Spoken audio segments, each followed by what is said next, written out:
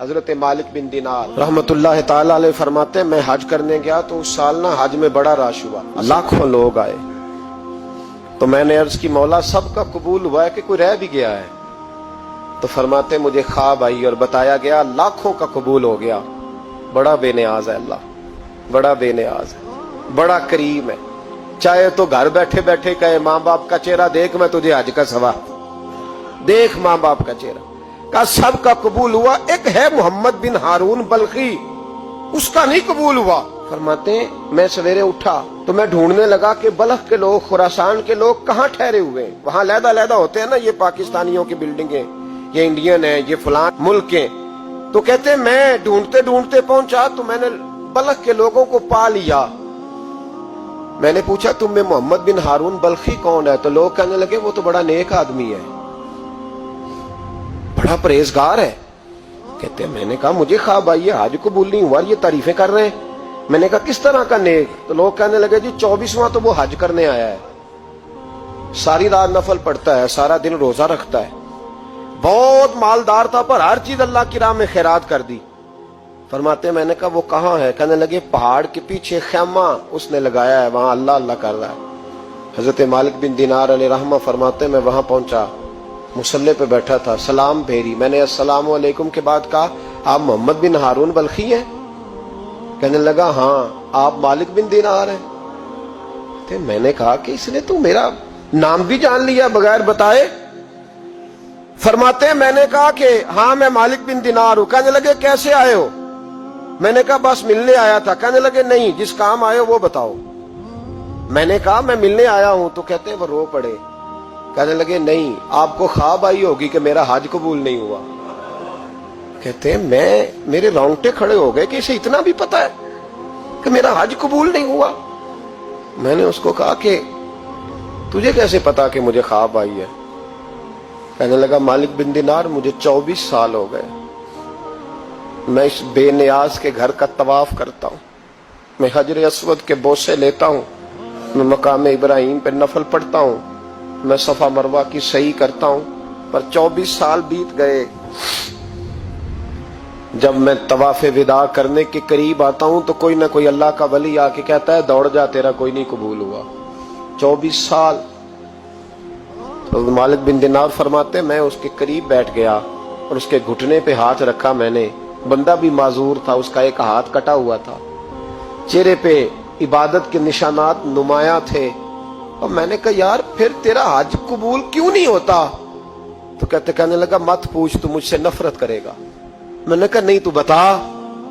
کہنے لگا نہ پوچھ۔ میں نے اصرار کیا تو کہنے لگا اس لیے نہیں قبول ہوتا کہ میں اپنی اماں کا نافرمان۔ تے ماں کا نافرمان کیا ہوا؟ تو کہنے لگے اللہ نے دولت دی، جائیدادیں، گھوڑے، زمینیں، میں عیاش ہو گیا، میں اللہ کے دیے ہوئے مال کو ناجائز جگہ خرچ کرنے لگا۔ ماں میری بوڑھی تھی، عبادت گزار تھی، مجھے سمجھاتی تھی۔ رمضان کا مہینہ، عصر کے بعد اماں تنور میں روٹیاں لگا رہی، میں گھر آیا شراب کے نشے میں، اماں روٹی دو۔ ماں کہنے لگی شرم کر، روزہ رکھا نہیں تو جنہوں نے رکھا ہے ان کا تو خیال کر۔ کہتے ہیں یہ لفظ میں نے سنے تو ماں کو ایک تھپڑ دے مارا، اماں جلتے ہوئے تندور میں گر گئی، لوگوں نے مجھے کمرے میں بند کر دیا۔ کہتے ہیں ساری رات میں شور سنتا رہا پر نشے میں پڑا رہا۔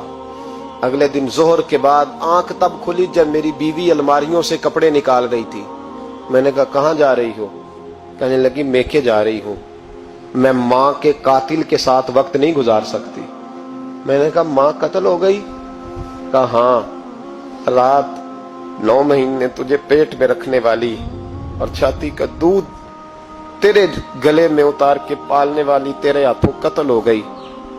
کہا کدھر ہے میری ماں کی میت؟ کا دفن کر دیا۔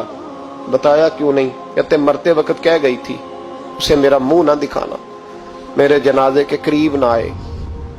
کہنے لگا میں اسی وقت اٹھا جس ہاتھ سے ماں کو مارا تھا، کلاڑا لے کے ہاتھ کاٹ دیا، جائیدادیں، گھوڑے، مکانات خیرات کر دیے۔ ساری رات نفل پڑھتا ہوں، سارے دن کے روزے رکھتا ہوں، ہر سال حج کرتا ہوں، عرش کا مالک معاف نہیں کرتا۔ حضرت مالک بن دینار کہتے ہیں میں نے بھی ایک تھپڑ مارا، میں نے کہا تو اسی قابل ہے تجھے معاف نہ کیا جائے، کبھی تجھے معافی نہیں ملے گی۔ کہتے ہیں میں ہو کے آیا، وہ روتا رہا، تڑپتا رہا، میں سویا گھر آ کے تو مجھے مصطفیٰ کریم علیہ السلام کا دیدار نصیب ہو گیا. نبی پاک صلی اللہ تعالی علیہ وسلم نے فرمایا مالک تو اسے کیوں مایوس کر آیا ہے اللہ کی رحمت سے, کیوں کہہ آیا اسے؟ میں نے کہا حضور اتنا بڑا قاتل ماں کا کیسے معافی ملے گی؟ تو محبوب فرمانے لگے اس کی ماں کی وجہ سے ہی اسے معافی ملے گی, ماں کی وجہ سے. حضور کس طرح؟ فرمایا ماں قیامت کے دن اس کے خلاف مقدمہ دائر کرے گی, کہے گی اللہ اسے پوچھ میرا جرم کیا تھا, مجھے کیوں جلا کے مارا؟